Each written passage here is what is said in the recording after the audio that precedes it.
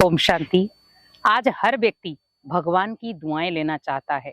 आज हम बहुत सारे धार्मिक स्थलों में जाते हैं ताकि हमें भगवान की दुआएं मिल जाएं, और व्यक्ति चाहता भी यही है कि भगवान की दुआएं मिल जाएं।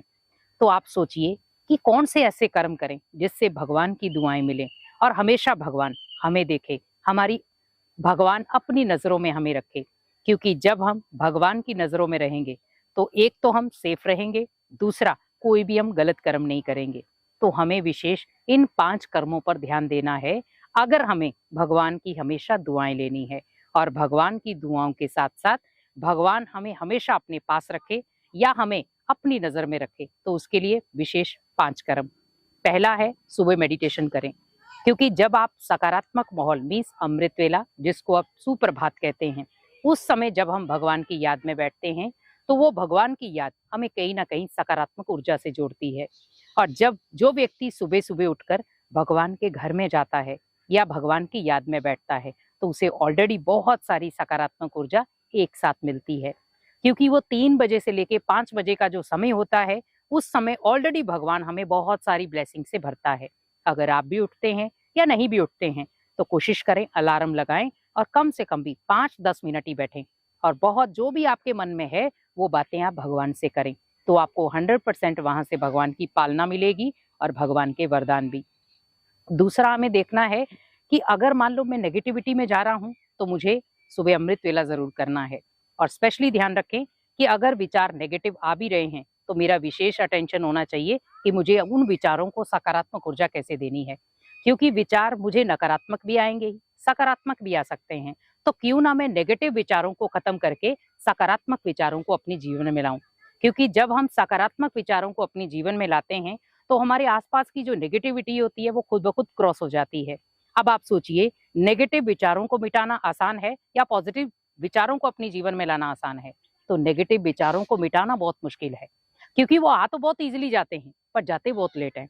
तो हमें क्यों ना हम पॉजिटिव विचारों के साथ ही अपने जीवन को चलाएं, ताकि जब हम पॉजिटिव विचारों के साथ अपने जीवन का आगे स्टेप बाय स्टेप आगे बढ़ेंगे तो कहीं ना कहीं हम बहुत सारी चिंताओं से या डिप्रेशन से दूर जाएंगे। तीसरा है विशेष भोजन पर ध्यान रखें। बहुत सारे लोग गाली निकालते हुए या व्यर्थ बातें सोचते हुए या व्यर्थ बातें बोलते हुए भोजन बनाते हैं। तो अगर आप भी ऐसा करते हैं तो आज से रुक जाएं। भोजन बनाते समय स्पेशली ध्यान रखें कि मुझे भगवान की याद में भोजन बनाना है।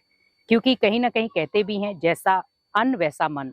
तो आप सोचिए, अगर मुझे भगवान से जुड़ना है, भगवान को अपना सुरक्षा कवच बनाना है या भगवान हमें ब्लेसिंग दे, तो भगवान को भोग जरूर लगाएं। और स्पेशली भोग लगाएं अपने हाथों से बनाकर, शुद्धता के साथ। क्योंकि जब आप सकारात्मक ऊर्जा के साथ भोजन बनाएंगे, शुद्ध मन के साथ भोजन बनाएंगे, तो भगवान भी स्वीकार करेगा। तो भोजन की प्रक्रिया भी आपकी शुद्ध होनी चाहिए। तो जब भोजन की प्रक्रिया शुद्ध होगी तो मन के संकल्प खुद ब खुद शुद्ध हो जाएंगे।